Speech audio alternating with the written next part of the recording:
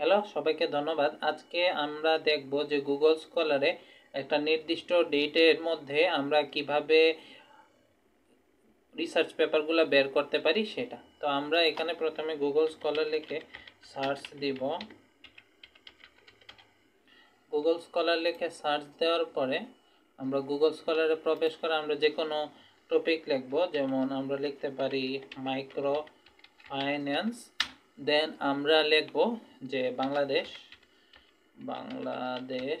তারপরে লেখার পরে আমাদের যে টপিকগুলো আসবে এইগুলা সব সময় যে রিসার্চ পেপারগুলা যে 2025 চলছে, আজকের দিন 3 তারিখ থেকে নিয়ে পিছনে যত ইয়ার আছে সবগুলা। কিন্তু আমরা যদি এখানে এই যে বাম পাশে টাইম একটা সেটিং করার একটা উপায় আছে, আমরা যদি এখানে টাইমটা সেটিং করে দিই তাহলে খুব সহজে আমরা একটা নির্দিষ্ট ডেটের ভেতরে রিসার্চ পেপারগুলো খুঁজে পেতে পারবো। যদি আমরা এরকম নিতে চাই যে 2020 থেকে 2016 পর্যন্ত, তাহলে আমরা এই যে কাস্টম রেঞ্জ, এই যে বাম পাশে আমি যদি একটু জুম করে দেখাই, এখানে একটা কাস্টম রেঞ্জের বাটন আছে, বাম পাশে আমরা কাস্টম রেঞ্জে দিব। তারপরে আমরা দিব এখানে 2016 থেকে 2020 সার্চ।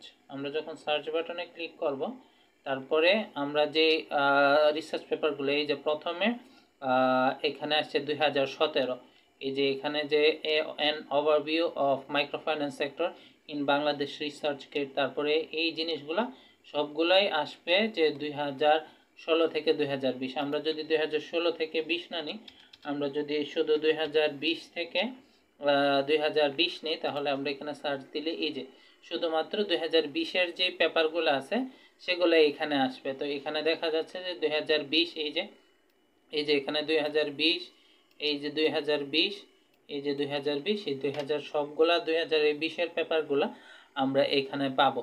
তো এইটা ছিল একটা, যে কিভাবে আমরা গুগল স্কলারে খুব সহজে নির্দিষ্ট ডেটের পেপারগুলো খুঁজে বের করতে পারি।